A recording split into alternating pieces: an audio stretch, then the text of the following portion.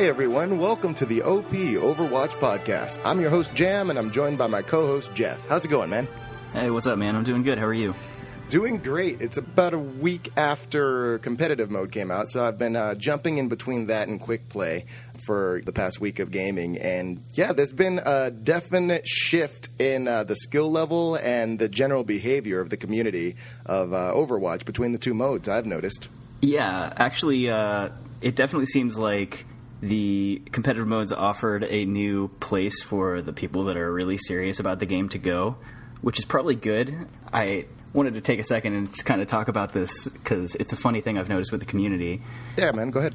I think that there was a degree of toxicity, which is present in every online game, but I think what happened with Overwatch is we got the launch and everyone got thrown into the same game mode.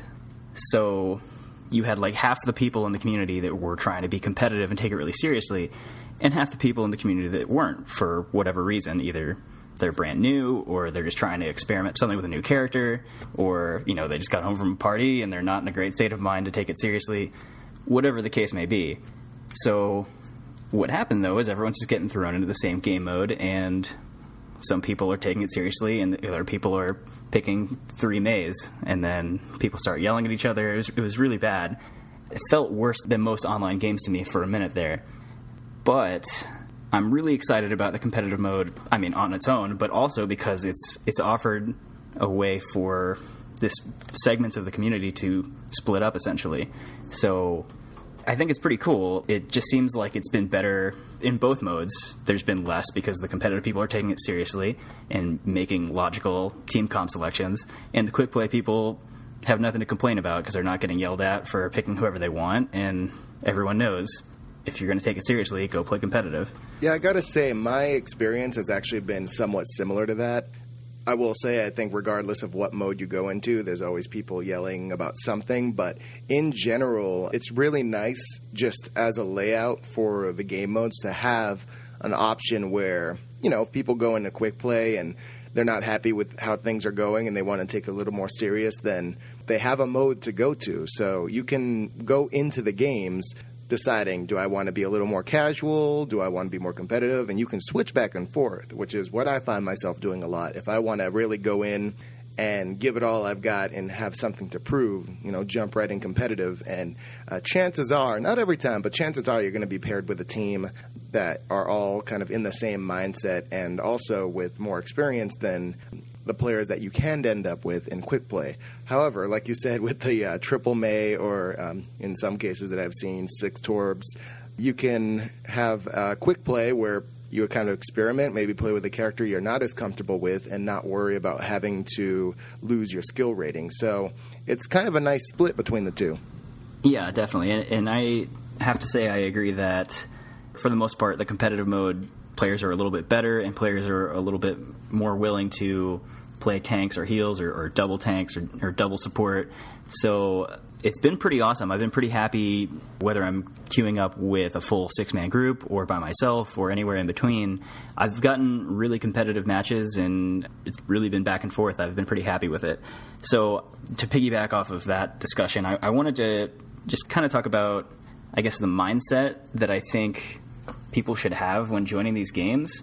And hopefully this is obvious to a lot of people. I don't think I'm talking nonsense here, but the point of competitive mode is to try to win. So, I mean, I feel it should go without saying that you should kind of be comfortable with a number of different characters so that you can really help the team and try and win. I think you should try and develop at least one character in each grouping of characters that you're really comfortable with. I've seen a few people that join and they're only going to play one character, and it's just a nightmare. I mean, like, if you join a competitive mode game and you've decided, I'm going to play Widowmaker, I mean, what do you do if you get in there and there's already a Widow on your team? You're going to run 2 Widows?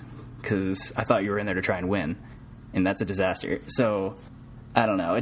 It kind of drives me nuts, you know, when you see someone, it's like, hey, can you swap off? We need, you know, whatever the team needs. And they're like, oh, I only play Tracer. Come on.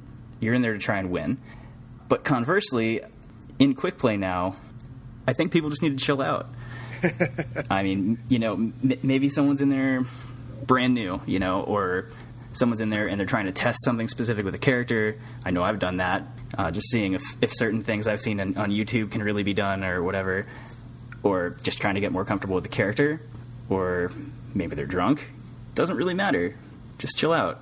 If you're in there to get worked up, competitive mode is there for you. Yeah, I think some players are definitely just more prone to get a little more angry when they play regardless of what mode it is. But you make a great point. Now that competitive mode is out there, that's a chance for a lot of people that play to be a little more relaxed in situations where you're doing quick play.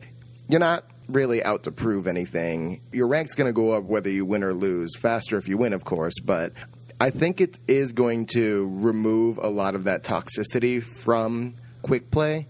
Unfortunately, it's probably going to move a lot of it over to the competitive play, and in general, just kind of my philosophy of game playing is, it should be fun, and if you're putting too much stress on everything, then, you're creating a scenario where you're not having fun, and other people, that kind of goes over to them too, and then everyone's just arguing with each other. That being said, not trying your very best when you're in competitive mode, or at least trying to be a team player and maybe fill a role that might be better to have, is something that you do see happen. And I want my team to win. I want to do the best that I can. And if I'm in competitive mode, then that's what I'm going to try to do. I'm going to maybe, if I started out picking Mei and then we don't have a support, then, I'll pick a support. I'll jump on Lucio or Zenyatta or something. And might not be my best choice or necessarily what I wanted to go in with, but it's just kind of playing it by ear. There's no magic winning comp, and it's good to experiment, but I think quick play is more for the experimentation. That being said, it's just going to go how it's going to go. You're still going to get people going in competitive, doing crazy things, but all in all, I think quick play is now the place to be a little more relaxed and have some more fun and be a little more experimental with those comps. Yeah, there's definitely value in both modes now, and I have to say, in my experience over the past week or so since the patch, I don't think I've seen one example of this hostility that we were seeing in quick play. I've seen a few in competitive, but not nearly as much. I mean, I think for the most part, it's done a pretty good job of segmenting the player base so that everyone is where they should be or want to be. So one other thing that I've noticed that is kind of funny, prior to the patch, it seemed like if someone joined a game and made any sort of comment about character selection for a teammate, the standard response was to explain what you did to their mother last night or throw acid in someone's face. I mean, it was just pure rage. And I get that. I mean, I was part of that. I get it. I don't want to be told what to play if I'm just trying to have fun. But if you're joining competitive mode and somebody says, hey, we need a Reinhardt, rather than trying to figure out where they live, I mean, are they right? Because you probably need a Reinhardt. You probably need a Mercy. So, my first response is always, well, what are they playing? Most of the time in competitive mode, what I've seen is that they're actually playing someone we need also. They can't play them both. So, again, if you're in quick play, just have fun. If someone's telling you who to play, just let it roll off your shoulder, whatever. But in competitive mode, if you're trying to win, if you're really there for the right reasons, just pump the brakes on the rage for a second. Most of the time what I've seen is that people are actually making decent suggestions. Yeah, I think with a team-based game like Overwatch, it's more important than ever to be able to communicate. And communicating isn't necessarily telling people what to do or reacting in an angry way, or even just saying, hey, I'm doing this. That is part of the communication, but it's really making an effort to work together with your team, because I can't tell you how many times I've got out of a game that, let's say, our team lost, and then there's always that one person in the team, man, you guys suck, but, I can't believe that I got paired with such a team. That might feel good at the moment, but really, what is that doing? What is that adding? Is that helping anyone? Is that improving, especially if it's a team that you're going to go multiple rounds with? It's basically suicide by negativity. Right away, no one on your team's going to like you. They're going to turn on you. And if you're doing it in the general chat, then the other team now has the ammunition and the ability to know, hey, this guy's extremely frustrated. Maybe we can concentrate on him. So Yeah, I'm generally a pretty positive person. I don't think anybody likes to be told what to do, including myself, by a complete stranger. But, use it as an opportunity, I would say, to communicate, to maybe consider where they're coming from and not immediately jumping to wanting to rip each other's heads off. That's just my opinion. If you want to go in and be an angry person, you can. But I think you're going to enjoy it more if your team is winning and they actually get along. Yeah, for sure. And again, I've seen a lot of that over the past week or so since the patch. So I definitely think the community is trending in the right direction, and the new mode is going to be really beneficial for the game and for the enjoyment of the game.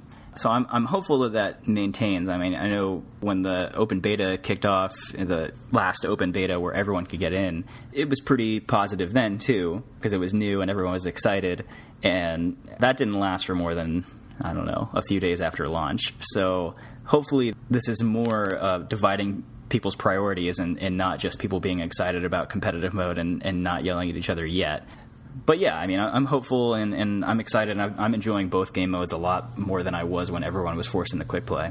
And I just really want to add to that quickly on a semi-related note. I have a few friends, too, who have been playing the console version of the game. I play on PC, so that's kind of what I'm used to. But it's interesting to note the kind of differences that you see on console versus PC. My roommate's playing it on PlayStation 4, and I have another good friend of mine who's also playing it on PlayStation 4.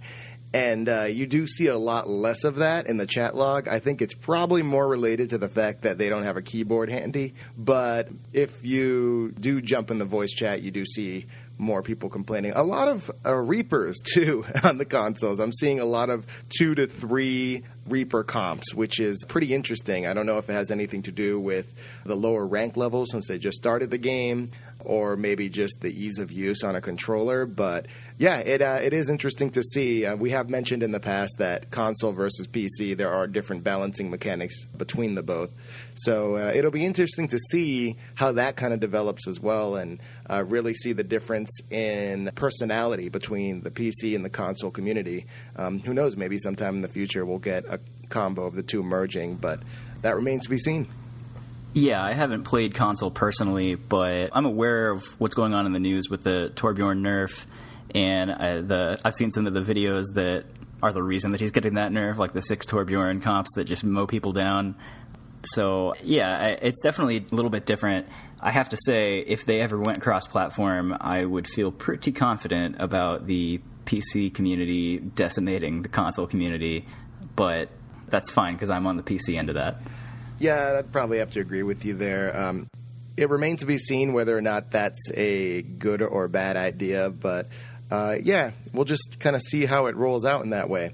But all in all, yeah, I think the addition of the competitive mode has been great. I think it really kind of separates the people that are trying real hard to the people that are just having fun, kind of messing around. So it's a good thing, and I'm actually looking forward to see what Blizzard's going to do with more modes in the future. Life is more than a series of ones and zeros. So the next character that we're going to talk about today is one of the more interesting and one of my favorite characters in the support class. He is Zenyatta. He is almost a wandering guru, an adventurer. He is an Omnic, which is what they call the robots in Overwatch in the lore. And he is a blast to play if you use him right, and also a very, very fascinating type of support character to add to any comp. Yeah, Zenyatta is one of my absolute favorite characters in the game. He is the definition of a multitasker, I'd say. I think the problem, there's a perception out there that he's pretty weak, and it's hard to argue that he has some glaring weaknesses, but I think the main thing that I see is that people are selecting him as the team's healer because he's in a support role and he can heal, and I get that, but he's really not that strong as a pure healer, so I think he needs to be played with a balanced mindset, so he has the ability to heal and do damage simultaneously, so you really need to be doing both of those things pretty effectively to maximize his use. Yeah, so let's talk about Zenyatta's abilities for a bit, because understanding how these abilities work, he's not as straightforward as some of the other characters. So, once again, Zenyatta's an Omnic. He fights with orbs. They're these sort of circular balls that are floating around him like a necklace, but he uses them as a weapon and as a support tool as well. He has 3 types of orbs: the Orb of Destruction, the Orb of Discord, and the Orb of Harmony. Now, the Orb of Destruction is his main weapon. He actually launches them straight forward, one at a time, and they do about 45 damage per orb, and they take 2 seconds to reload. So once you shoot 20, which is the max that you can have of orbs for your ammo, you reload, it takes about 2 seconds, and then you have a whole nother 20 to shoot as well. Now, what's cool about this is you also have the option of using his alternate fire with the orbs, in which he charges it up almost Mega Man style, and after a few seconds of charging up, he can shoot a maximum of 5 orbs, one after another, rapid fire. So they'll fly far, and then they'll hit 5, boom, boom, boom, boom, boom, in a single file line, hopefully hitting the same target. So he has a couple options to shoot them singly, to charge them up, and they're really, really useful weapons for just a basic support character. Yeah, his destruction orbs are really cool. They don't do a ton of damage just base on their own, but they have no damage fall off, and they have a pretty quick travel time. Not instant like some characters, but pretty quick. So he's just as good from really far away as he is up close, which is good because he's got so little health that you usually want to be pretty far away from enemies. And the alternate fire, where you can charge up the 5 orbs, is really powerful when used at the right time. It does a little bit less damage per orb, but yeah, I mean, to pop around corners, or if you see a Reaper go into Wraith form or May cryo freeze, you know that you can't hurt them for a certain number of seconds. So that's a great opportunity to charge those orbs up and then let them all go right when they become vulnerable again. So his 2 fire types are both effective and very situational, I'd say, when to use one or the other. One thing I wanted to just kind of mention as a brief overall comment on him before we get into each of his other abilities, though, is I find that his kit in general is kind of counterintuitive. What I mean by that is that both of his ability orbs that we're about to talk about require line of sight in order to maintain them, and he's got so little health and no added mobility that you usually would want to hang back and kind of keep out of line of sight. So I think that's the fundamental problem with Zenyatta right now, if there is one, that is kind of holding him back and causing him to be selected a little bit less and viewed as weak. Yeah, so that's an interesting analysis because he actually, I feel his character, which is very Buddhist inspired and is all about that kind of yin-yang and, balancing the light and dark, it comes across not only in his lore and in his character, but also in his playstyle, because like you said, he is a very low health character. He has 50 health and 100 shield, so a total of 150 HP, which is very, very low. That's the same amount of life that Tracer has, and Tracer's an attack character. So he can go down quick, and unlike Tracer, he doesn't have really any mobility options. He basically floats around. He doesn't have any extra jumps or dashes or anything like that. So the second the fire is focused on you, you're going to go down quick, like you said earlier. So having to keep enemies or allies within line of sight means you have to be in the fray, usually. And once again, that comes down to how you're going to play him. Now, his Orb of Discord and his Orb of Harmony both work in similar ways, but similar to his yin-yang kind of play style, they do completely opposite things. So the Orb of Harmony is a healing ability that he has. So what you have to do is you have to have within a decent range, the maximum range is about 40 meters, an ally of yours. You can pop the Orb of Harmony. It's going to pretty much go right over to them. And this doesn't have to be right on the reticle. They have to be generally in front of you, and then you'll just be able to throw it, and it'll kind of auto-find its way to your teammate. Once the Orb of Harmony lands on a teammate, it will heal them, ongoing healing over an indefinite amount of time until you either throw the orb on someone else or you break line of sight. Now, what we mean by that is if you turn around and the character is no longer on screen, you're not seeing them anymore, you've broken line of sight. At that point, once you've broken line of sight with your teammate, there's a 4-second timer. Once that 4-second timer comes completely down and you're still out of the line of sight of your ally, then the Orb of Harmony will come back to you and it will no longer heal them. However, at any point if you break line of sight and then you retain line of sight again with the ally, then the orb will stay on them. So it's really a matter of being aware of what's going on in the environment, where teammates are, and you'll be able to do a continuous heal on them if you can keep the orb on them. And it's a really useful ability for a support character. Not the greatest heal compared to some of the other characters, but nice to have something that's just going to be continuous as they're fighting. Yeah, it's cool that you don't have to do anything to actively maintain the heal aside from just stay near them. I mean, if you put it on your Reinhardt or someone like that you plan on staying by anyway, then you don't really have to think twice about it unless you have to swap it to someone else that comes running to you and is injured. But as you said, it's not the best heal in the game. Its healing per second is lower than Mercy and is also lower than Lucio when he pumps up the volume. So it's actually even lower than Soldier's Biotic Field. So it's about 30 healing per second, and that's why I really don't prefer Zenyatta as a primary healer, but as a secondary support that can help out with some heals and also be doing damage as well. I really love him in that role. I really do too. Yeah, it's not a bad heal by any means. If I personally like to throw it onto a tank and kind of just have it continually heal them. I love using Zenyatta almost as a secondary support heal. So if you have like a Mercy or a Lucio, you can pair it with Zenyatta as well, and you'll get that extra boost in healing, maybe be able to focus on more than one teammate at a time for healing. The other half of his ability is the Orb of Discord. Now, the Orb of Discord works the same way. It's line of sight, but it works on enemies.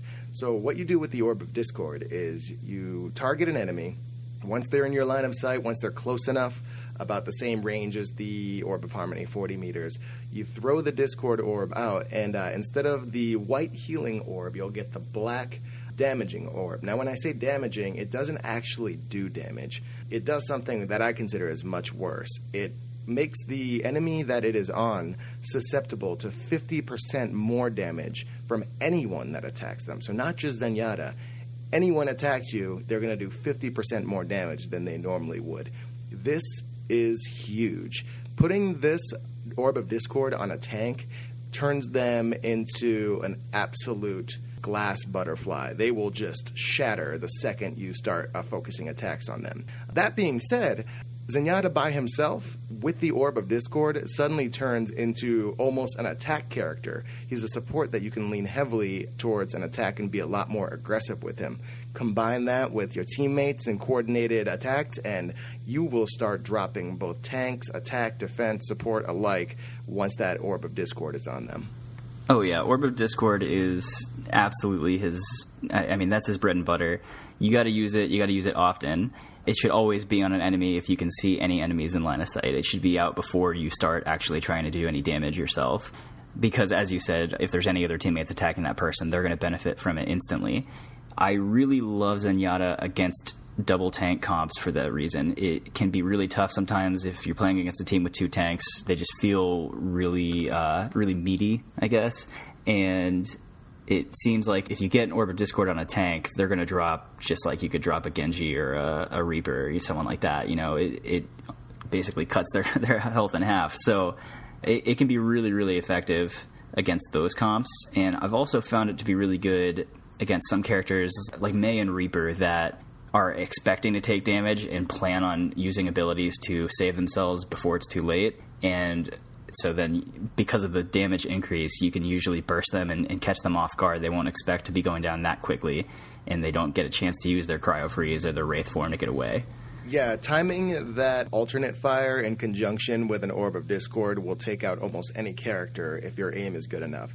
So it really comes down to, once again, that whole theme of the character, maintaining balance between Discord and Harmony, keeping an eye on your teammates, keeping them healed, while at the same time trying to put the Orb of Discord on enemies that you feel are going to be the biggest threat and that you want to drop first.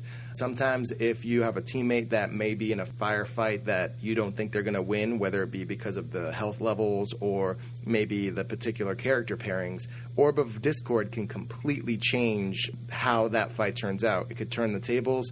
It could make someone like Tracer suddenly a complete nightmare for someone like Reinhardt, just depending on how the fight flows. So you do have a whole lot of control over the flow of the battle playing as Zenyatta, and it's just about being situationally aware and aware of your environment, the map, what you can use for cover, because once again, he has very little health, very little mobility. So it's one of those things where you have to know where the cover is, you have to know how to not kind of pull that aggro onto yourself and keep yourself as subtle as possible on the map, while at the same time assisting your team in the best way through both heals and damage increase. So he's a pretty brutal support character when played correctly.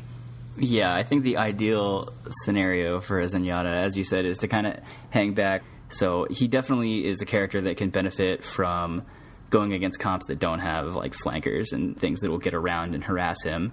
If he's allowed to hang back, he can control a battle in a lot of different ways. For sure, and that's going to bring us to his ultimate ability, which is a pretty amazing ability within itself. Transcendence is Zenyatta's ultimate, and what it does is it turns a character who has that measly 150 health, dies easily, to an invincible character. It's actually complete invulnerability. He can't take damage at all, and not only that, it lasts 6 seconds, which is a pretty solid time to not be in danger of dying outside of maybe falling off a cliff, which will still affect him when he has Transcendence. It heals about 100 health per second within a 10-meter radius around him. So it's a full heal, guys. It'll get all of the HP up on anyone who's close by really, really quickly, and he can't be stopped once he starts it outside of falling off the level. So this is an extremely useful ability, especially when you're trying to push a point or a payload. Yeah, I love it for assault maps, for pushing points, or for trying to withstand another team's push. It's just great for situations where you know you're going to have major conflict in a confined space. One thing I would mention, he is immune to damage when using Transcendence, but not knockbacks. So be wary of, like, a clever Roadhog or Reinhardt can either hook you or charge you, and it won't hurt you, but it'll move you away from your team where you're no longer healing them. And so that's something to be careful of if you see those characters or any characters that can move you on the other team, that you'll still want to probably keep line of sight away from them and just be wary of it. Or even a push from Lucio. Oh, yeah. And as you said, you can still get knocked off. Doesn't hold you in place, so you still have to be situationally aware, but it is extremely powerful, and in most cases, it's going to heal your team through whatever damage they're taking. Oh, and I also didn't mention, when you're using Transcendence, not very quickly, but you can still move around. So it's one of those deals where if a payload is moving forward and you're popping Transcendence, you can still push with it as well. So it's kind of a very slow-moving invulnerability that does a radius heal around him, and he's also invulnerable to damage. So it's a pretty awesome ability, and it's a great addition to this highly interesting support character who has a very, very unique playstyle that I've never seen from another character in a game. So let's talk Zenyatta strategy. We've kind of thrown in some of our opinions on the specific abilities by themselves, but what are some ways that you play Zenyatta? Because I know I've seen both of us play, and we both play very, very differently. But when you are in a match and you pick a Zenyatta, what's kind of going through your mind? Well, I mean, as I mentioned before, I really love him against two tank comps on the other side. I think that really helps him maximize his Orb of Discord ability. It feels more useful then, whereas if you put it on like a Genji or a Pharah or someone like that, I mean, it helps still, absolutely, but those are characters that can be bursted down pretty quickly anyway. So against double tank comps, I really like it, and I really like playing him as a second or even a third support.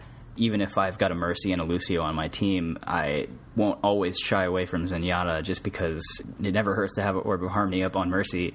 Mercy's going to get focused anyway, and then Zenyatta can really focus on discording the other team and putting out long-range damage.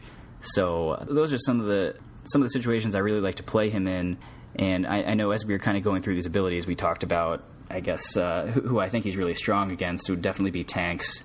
In May and Reaper, I mentioned, where you can burst them down before they can use their immune abilities, or charge up your alternate fire to burst them as soon as they come out of their immune abilities. But also, I really like him against Bastion, because Bastion, when he gets entrenched, it can be tough to go toe-to-toe with him, but if you can get a Discord Orb on him and then just pop out and hit him with the alternate fire as well, that can be enough to take him down, or certainly if you follow up with a few more of the single fire orbs. But yeah, because you know where he's going to be, it's just really easy to put that damage on him once you get the orb down. And most of the time, Bastion's not going to be moving out of line of sight quickly, and he's going to want to be in line of sight of major access points, so it's easy to find him. As far as, I guess, characters or situations that I would say Zenyatta's weak against, definitely Widowmaker, Hanzo, and then Tracer and Genji would be the four that really give me nightmares. But really any character that can burst you from distance or close distance quickly are the two weaknesses for Zenyatta. With the Widowmaker nerf that took place, I think that helped Zenyatta a lot, but there's still not a lot you can do against Tracer coming around the side. You can't get away, and so you basically just have to get Discord on them and then hope you can land 2 shots before they take you down. And then another character that can be difficult is Zarya. She's the only tank that I would put in this category, but her barriers actually remove the Orb of Discord from herself and also from her teammates. So a good Zarya is really a pain in the ass there. I will mention that I don't see a lot of Zaryas doing this, though. I don't know if they're not aware or if they don't care. If I'm just joining a game by myself and playing with random people against random people, maybe Zaryas don't care that much. But Zarya can do it. It's just it doesn't always happen. So be mindful of that. Yeah, and to kind of tag on to that, the Orb of Discord cannot go through Reinhardt's shield or Winston's barrier, so even though you can technically see people through that and it would be considered line of sight, those are barrier, blocking type abilities, and the Discord won't go through it as well. So it's good to be aware of that, and if you're hitting the ability and it's not working, then that's why, because it's literally not going to actually even go out until the move can absolutely land on the enemy. I kind of agree with you. I do love taking out tanks, as I mentioned before. Reinhardt's great to get when he turns his back and is trying to deal with a flanker of some kind. Once you can get the Discord on him, you can even with Zenyatta alone take him out if his back is torn to you. So that is a lot of fun. Also, like you said, with Widowmaker and your snipers and Hanzo, that's one of those situations where I feel being super aware of what's going on in the map and trying to keep an eye out in the distance is extremely important, because if they get the jump on you first, not a whole lot you can do. Like we said, not a whole lot of mobility, and that's where staying close to cover is really important. With Widowmaker, if you take a shot, and you usually know when you're getting shot by Widowmaker, you're going to have very, very little time to immediately get behind some cover. So it's good to stay close to some cover, kind of be aware of what's going on, and I generally like to stay in the very, very back row of whatever our comp is. So if you're pushing a payload, if your team's all together, you have, let's say, your tank more towards the front, like a Reinhardt or a Winston, and then you have your flankers and your healers. I'm standing behind the healer if I'm not the only healer. So I'm sitting back, I'm shooting those orbs, and I'm basically doing, like his classes, support damage and support healing, and trying to put as little attention on you as possible. Because if you do get killed, once again, Zenyatta does not move very quickly, so getting back to your team is going to be an arduous and long process. But yeah, he's a blast to play. His abilities can really turn the tables on a lot of situations, and you combine that with his transcendence, and it's just going to be a whole lot of fun to play him. And when you're effective, there is potential for play of the game material going on with him. You can get multi-kill after multi-kill with him, especially if you play him a little more aggressively and you start getting more confident in your aim. Yeah. So I know that we talked a little bit about strategy and how to use these abilities as we went through, but do you have any other tips, tricks, anything you picked up playing Zenyatta that we haven't covered that you would want to tack on? Yeah, kind of going back, and this is something that's easy to overlook, going back to his actual health. Zenyatta is the only character who has more shield than he has health. So he has 50 health and 100 shield. If you might have remembered, or you don't already know, shields are rechargeable. They actually recharge themselves. So when you take shield damage, if you just wait a little time and don't actually take damage for a while, maybe hide behind cover, your shield is going to instantly recharge itself. So that's important to note, because about 2/3 of your total HP is shield. You're going to be able to essentially self-heal as long as you're not taking too much health damage. So that's important to know, staying behind cover. And then also, like you said, throwing your Orb of Harmony onto the Mercy or the Lucio is really going to help out as well. Mercy has no way of healing herself, so it's important to kind of keep your supports alive as well as your tanks and the other classes on your team.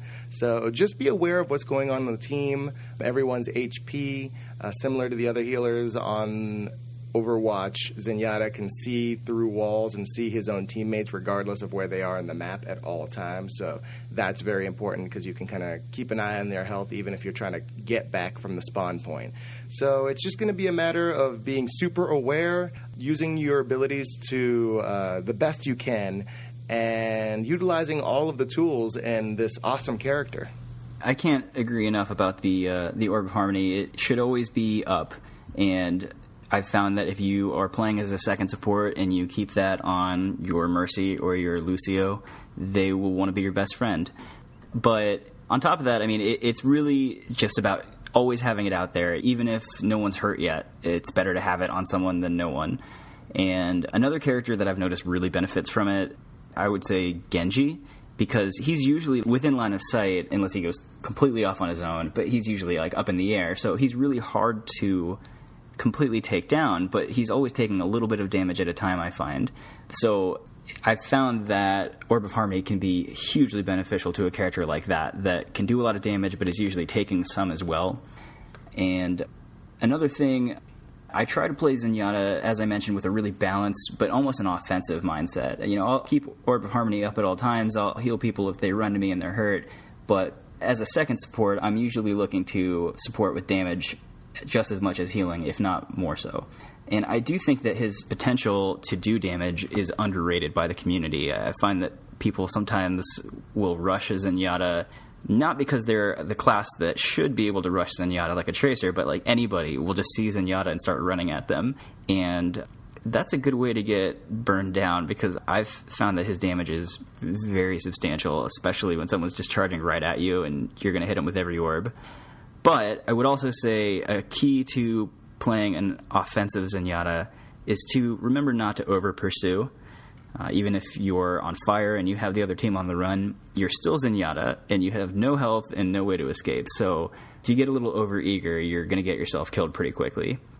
Another thing that I've picked up playing him, Transcendence is fantastic as a team heal, but the number one benefit is that it makes you immune to all damage. So if you are about to die, I will sometimes use it just to save myself. You kind of have to weigh the situation as far as staying alive without having your ult anymore versus letting yourself die and having to run back, and your team's dying with you not there now, and so you have your ult, but it doesn't matter anyway. So you got to kind of play it out and figure out where you put the value there. But I have definitely found sometimes where it's more beneficial to just save myself and stay in the fight. Another thing about Transcendence that I don't think a lot of people know is that it actually acts as a shield, even though, I mean, you don't really get that visual feeling that you're being shielded, but it will block line of sight. So if you put yourself between like a damage source and your teammates, it will save them. Like if there was a Riptire coming at your team, that Riptire is going to, first of all, Riptire and abilities like that will do enough damage to kill your teammates outright. The fact that you're doing 100 healing per second in Transcendence doesn't matter if your teammates die in one hit. But if you put yourself between that Riptire and your teammates, you will actually stay immune and none of your teammates will take any damage. You can shield them in that way. So it's pretty awesome, and that's something that I didn't know at first playing him, but I picked up over time. Yeah, and the same theory can be applied to McCree's High Noon as well, blocking line of sight. If Zenyatta is in there blocking line of sight and they're grouped together well enough, he's not going to hit any of them, and that can be completely infuriating for any McCree player who thinks he's going to land the perfect High Noon in an open space. Another fun fact about Zenyatta that's important to note is that he is the one hero in Overwatch out of all 21 heroes that actually does not have footstep sounds, because he kind of stays in his floating Buddha position and he just floats around. So, oh yeah, that's a good call. Yeah, it seems like something that's not really something to notice, but especially if you're playing with headphones and that awesome Dolby Atmos mode that Blizzard put into the game, which is kind of adds surround sound effects to your regular headphones. A lot of the times I find myself, if I'm hiding around a corner or getting ready to flank, I'm listening to the footsteps. Every character actually has specific different footstep sounds. So if you've been playing enough, you get familiar with it. You can tell if it's a Roadhog coming around the corner or a Tracer based on the speed that they're walking and the sound of the footsteps. Zenyatta, he's got nothing. So if for whatever reason you want to play Zenyatta as a flanker, he's the best one to sneak up on people that aren't actually looking in that direction. People will be completely shocked if you play Zenyatta as a flanker. I fully endorse that idea. So one last thing, I just wanted to close out by talking about just in general with Zenyatta. He's absolutely one of my favorite characters, and I routinely do very well with him, but I know statistically, he's being the least selected character on high-end competitive circuits. I mean, I think the reason why is obvious with his low health and lack of mobility that we've talked about already. I mean, I think on the high-end, mobility is king, and you see these really, really good teams that are coordinating their pushes with Lucio speed boosts, and they just swarm you, and Zenyatta, more than anyone else, is just going to crumble because he can't get away and he can't do anything. But I know that after Diva, who they've confirmed will be buffed at some point, we just don't know exactly when and how, Zenyatta is the character I hear the most outcry in the community for, and so I'm curious to see what they'll do there. My understanding is that in the very, very early closed beta, he was actually the most overpowered character in the game, and so this was the adjustment they made, and now he appears to be one of the weaker characters in the game, even though he certainly has some strong points. So, yeah, I'm kind of anxious to see where they go with that and see if these buffs become a reality. As a Zenyatta fan, I would love to see it, as long as it doesn't break the game in some way. Yeah, I'm definitely a Zenyatta fan as well. Definitely give him a try if you haven't yet. He is a blast to play. He's a great damage dealer. He's a decent healer. And he has a lot of flexibility in playstyle as well. You can always play him differently, but the most important thing is just to be very aware of what's going on around you. Keep your team alive and do as much damage as possible. Try him out and let us know what you think. I'm not good, not bad, but I sure as hell ain't ugly. So I've been really excited about this next character because, from what I understand, Jeff, you are the biggest fan of McCree in the community. Isn't that right? I just wish you weren't a liar. Man, so I am not a fan of McCree. He's one of my least favorite characters. I think it's just kind of a natural subconscious thing. I tend to gravitate towards characters people think aren't that good and try and prove people wrong, and then I try and avoid overpowered characters because I don't like the idea that it might be the character that's winning and not me. So, I mean, I think that's why right off the bat I gave a lot of attention to like Zenyatta and avoided McCree like crazy. And I know he's been patched now, and so now I think, I don't know if they necessarily went too far with it, but I think he's basically just outclassed by Soldier in virtually every way. It's hard to find a reason to play McCree now. So, I don't know. That's kind of where I stand on it. I don't think that everyone would agree with me, but there it is. I certainly don't. I actually really, really enjoy McCree. He's definitely not in even the top 5 characters that I play, but I love the idea of the character, that kind of cowboy feel. I love that he's probably the greatest interrupter in Overwatch. I mean, we'll get to his abilities in a little bit, but to me, he's more of a close to mid-range fighter who can also do a decent amount of harassing from a long range as well. And he's one of those that you kind of have to hide in the shadows for a little bit, and then you can pop out and take out a good chunk of the characters instantly, if not do a lot of damage to them over a short amount of time. I know we've talked about him in the past and how they were going to nerf him, and he's considered one of the more overpowered characters, but I've kind of liked him after this rebalancing. I feel that he's not something to just be turned away from immediately. He's a pretty interesting character. Yeah, I know with his main fire they didn't do anything to it, so it's still 70 damage with some pretty heavy damage fall off. So the fact that he still hit scan is going to appeal to a lot of people, and so his shots, no travel time, they hit instantly. And there's value in that for sure for people that are comfortable with that style of character. The Fan the Hammer is still extremely viable, which is what they were going for. It won't burn tanks down right away, but if you catch Tracer or Genji or any character like that, you're going to be able to burn them down pretty quickly. So I get it. I do see the appeal of that playstyle, I guess.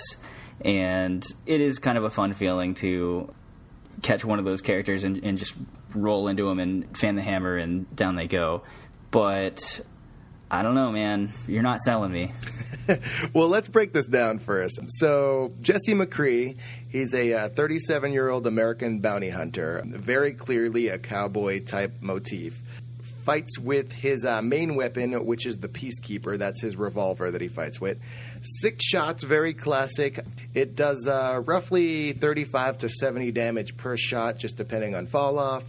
And it's a revolver, guys. It's just your basic gun that you can shoot 6 shots out of from a multitude of distances. The alternate fire, though, is what's interesting about this gun. It kind of has that Old West feel, too. It's known as Fan the Hammer, and what you can do with this is you can empty out the revolver clip with this ability. So as opposed to shooting one shot at a time, you can empty out to a total of 6 at one after another rapidly. So you can either shoot one at a time or shoot really, really rapidly and just empty your shots. Now, granted, when you're fanning the hammer, these shots are not as accurate, so they're not going to go exactly where your reticle is pointing. However, if you're close enough and you want to be close with McCree, if you can be, because that's where he's going to be most effective, you can do a lot of damage with those rapid-fire shots as well. So that's his regular gun, but on top of that, he also has a combat roll, which is a very, very short roll. It'd be a joke to say it's of any use for mobility outside of maybe jumping around a corner quickly or even trying to get out of line of sight at a short range. But the most important part about his roll is that it will actually reload his gun instantly. So that seems like a little thing, but the roll is quick. I mean, it's a half-second roll. So let's say you fan the hammer, release all 6 bullets into someone, you can roll, happens in a half a second, and then do it again and shoot another 6 shots for basically a total of 12 shots in under 2 to 3 seconds. So it's a way to deal an extreme amount of damage at close range, especially when paired with his next ability, which is the flashbang. Flashbang is a sort of short-range grenade that he throws. It goes about 5 meters in front of him, so pretty short range, but it has a splash radius of 2 meters. And when this thing lands, it will stun an enemy for a very short amount of time. Not only will it stun them, but it'll interrupt them if they're doing anything. So I'm talking about Reinhardt's charge, Reaper's ultimate, anything. Almost any move that somebody can throw out can be interrupted by the flashbang. You pair that with Fan the Hammer, combat roll, Fan the Hammer, and you have some damage potential in the seemingly simple character.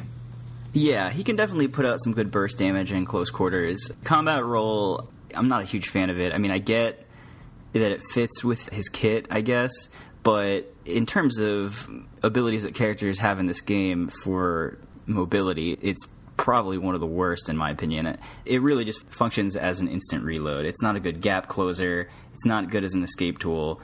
So, yeah, I mean, it works into that combo where you fan the hammer and then roll and fan the hammer again. And for that reason, it's pretty useful.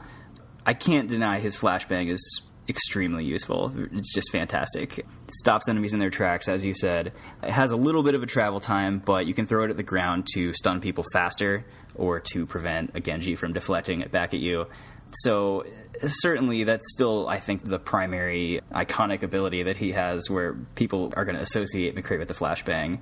And it still is really useful, not only for McCree, but if you have any teammates around, they can take advantage of that as well. Man, I could feel that it pains you to even say anything good about McCree. We are not selling him on this, are we? I mean, I said it was good. What do you want? Whatever. Most of the time it's me getting hit with flashbang, so it's something I have nightmares about, but it's fine. I mean, it's a really good ability. There you go. Let's not confuse Salt with actual character skill. He is a good character. I didn't say he was bad. I said I didn't like him. All right, well, let's see if this will convince you. We're going to move on to his ultimate, which is probably one of the more iconic ultimates, feared by all across the land. This is McCree's Deadeye. So the Deadeye is a very interesting ultimate. It is a move that allows him to charge up, look in front of him, and he can lock on to any enemies within his line of sight that aren't hiding. And once he locks onto them, he is able to release rapid-fire shots on whatever enemies are in front of him, up to 6 enemies. So basically that's going to be the entire opposing team if you can get them all in your line of sight. And depending on how long you kept your eyes on them, you're going to do more damage. So it's not an insta-kill the second you shoot. The way this works is you set Deadeye off, you trigger it, and then McCree's going to say his famous line, "It's high noon." When you hear that, and it is heard all across the level on both teams, so you're not going to be able to really sneak this one in. People are going to hear that you activated it. They're not necessarily going to know where you are, so placement is key, especially when getting people in your line of sight. Once he says it's high noon, we have a timer going. Every second that he's waiting, he doesn't shoot immediately. He starts charging, and every second that someone's in your line of sight, you actually build up to about 170 health per second that you wait. So you wait 1 second, you can do 170 damage on whatever character you're looking at. That's an insta-kill on Tracer and Zenyatta. So that's a lot of damage within, a 1 second charge time. But you can charge it for up to 6 seconds. So every second that passes, 1, 2, 3, you're counting another 170, another 170, another 170. So for your tanks who have a lot more HP, anywhere from 400 to 600, you're going to need to wait a little bit longer. Need to wait 2 to 3 seconds or longer to try and charge up to kill them immediately. So he can potentially kill almost everyone on the screen when waiting long enough and keeping them in line of sight. However, he is completely open to fire and to being killed while doing this. And you can still move a little bit, but his mobility is severely nerfed once he starts this Deadeye ability. Yeah, Deadeye, or High Noon as it's usually called in game, I think. It's really, really deadly, for sure. It's one of the stronger ultimates in the game. But I will say, now that the game's been out a while, I think people are always hyper aware of it. People are doing a really good job of scattering or taking out McCree altogether, because as you said, he moves really slowly. So we talked about this a little bit with Hanzo and his ultimate. I think it's a constant give and take and a constant evolution, which is cool to see, because as people are becoming more aware and becoming better at avoiding McCree's ultimate, I see a lot of McCrees that are getting more creative with it, trying to flank around the other team and use it from behind them or from somewhere unexpected. So it's kind of cool to see that, because I feel like now when you see a play of the game from this, it's always like, oh yeah, he got him. Whereas in the beta, it was like, oh, those guys didn't know they were supposed to move. So it's cool to see it kind of ebb and flow a little bit. But as you said, it's something that he's extremely vulnerable when using. The audio of It's High Noon is extremely loud, so people are going to know what's coming, and they're usually going to know where it's coming from. So you got to pick your spots with it. So let's talk characters and strategy. I know you don't particularly like to play them a lot. I like to jump on them every once in a while, but we can look at it from this perspective as well. If you're fighting a McCree, who do you usually like to go at him with? Who do you feel is most effective? And who are you absolutely dreading facing McCree when you play as them? Well, I should mention, I don't love McCree, but I like doing this podcast, so I put a good amount of time into McCree to prep for this. I'm a professional. So, I mean, I think McCree's really strong against a lot of those flanker characters. I know we've talked about, like Tracer, Genji. I think Reaper as well, because he can just flashbang and fan the hammer and burn them down in close quarters. I also think you mentioned earlier as a harasser that he can be effective from long range, and I think he's really good at forcing Pharah down out of the sky. Not necessarily to kill her. Sometimes you can kill her, but at the very least just grounding her or not allowing her free reign. And the fact that he's a hit scan character really makes it effective against a Pharah. One thing, as you mentioned, I played against him a good bit too, and I think the caveat with Genji is that you've got to watch the deflect, because if Genji deflects your flashbang, the tables have just turned on you as hard as they can. So be careful with that, but if you can avoid the deflect, then I'd say that he's a counter to Genji. And then as far as characters that McCree is weak against, I think Soldier is a tough one. Widow and Hanzo, I mean, you can do damage from long range, but not as much as they can. And then Bastion is another one, kind of the same reason. You're going to have a hard time taking down a Bastion before he can identify you and at least force you away. And Roadhog, because he can hook you from further away than you can flashbang him, and he's got so much health now that with the adjustment to fan the hammer, you're going to have a hard time keeping away from him with the hook and doing any damage or doing enough damage to him up close. So those are some tough matchups. Yeah, for me, I feel, God, I just love killing tanks. I love to be paired against, a Roadhog or a Reinhardt. If you can sneak in behind them, kind of get the jump on them before they see you. Love fanning the hammer, stunning them, doing a roll, fan the hammer again. You could do a pretty decent amount of damage, and then hopefully pop off another couple shots if they're not dead yet. And that's a really, really fun way to go. Don't like really facing anyone with McCree that is more of the long range. If you're fighting, let's say, a Pharah or Widowmaker or Hanzo, it's important to be aware of them, and you can do damage, but you get severe damage drop-off from a long range. So going toe-to-toe with a Widowmaker at long range isn't impossible, but I would say is not recommended with McCree. And as far as just other, strategies and things to keep in mind, his roll that he has that instantly reloads your gun, you can do it in any direction you're walking, similar to Tracer's blink. So if you need to roll backwards, sideways, use that to your advantage. It's not a long distance, but it can get you behind cover or out of the line of sight of your enemy. Maybe you can, strafe around them and use that in conjunction with the flashbang to kind of really confuse your opponents. But you have the potential to do a lot of damage. The trick with McCree is being fast when you do it, because if you screw up that reload time, that slow running motion, McCree is very easy to kill. He only has 200 HP, so he'll go down fast if you don't figure him out quickly. But I think he's a blast to play. Well, as far as tips or tricks that I picked up playing McCree, I'd say the number one thing, if you're thinking about picking McCree, you should pick Soldier instead. That's hardly advice, Jeff.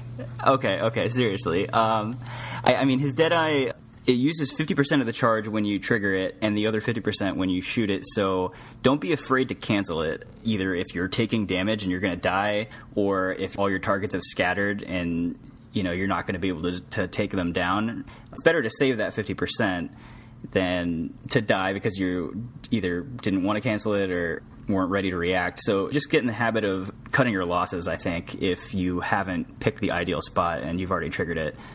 The other thing that I've found is really effective is to try and use the Deadeye from elevated locations. It seems that it makes it a lot harder for people to identify exactly where you are. Certainly it makes it harder for them to take you out, but also harder for them to find a good place to break line of sight and get to safety, because they don't know immediately where to run to, and a lot of times you just have the advantage with the high vantage point so that you can keep them in line of sight and get a few kills with it.